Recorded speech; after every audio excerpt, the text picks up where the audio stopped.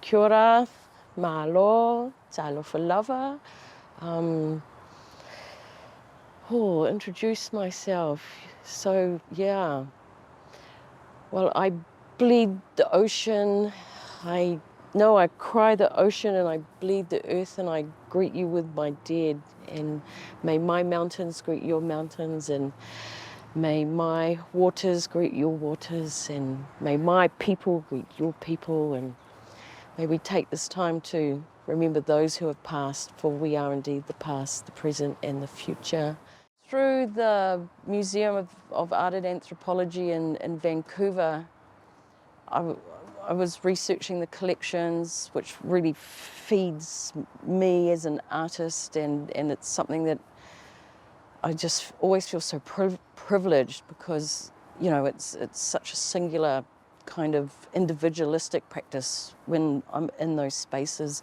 So I've always been sort of conscious of how I can bring in other people that might not even consider the museum as a place of excitement.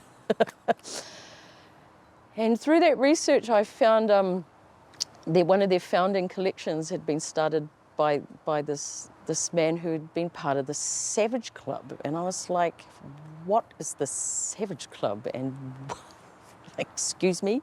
And then I was like, oh, can I join? I'm SaVÄge. So then I realized it was a men's only space, and it was a gentleman's club started in London in like 1857, I think, and was for artists. They were bohemian artists, and they gathered and they drank and ate and I was like, how amazing. Then I realized it had turned into a highly problematic space, funny that, where they actually were parroting Indigenous cultures and appropriating the regalia, and it was, in the end, I was just like, you know what, actually I don't care what you guys are doing. And I saw a VAR in the SaVÄge. I was like, so I put the VAR in the SaVÄge and started my own SaVÄge K'lub.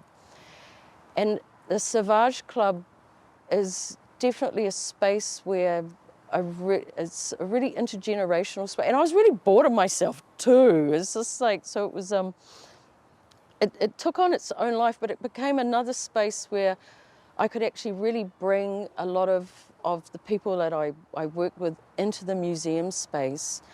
So it's become a real sort of part of our methodology, where we cultivate relationships with ourselves, with our knowledge holders, with our elders, and we seem to be really interested in that museum space. So we go and then we cultivate these relationships, and we research the collections, and then we usually will go away and we'll maybe be inspired to make something or create something. And then it started to, so that was the fabrication, and then we activate these spaces, because for me, again, it's this body of this VAR body that creates a space between the cultural treasure and ourselves.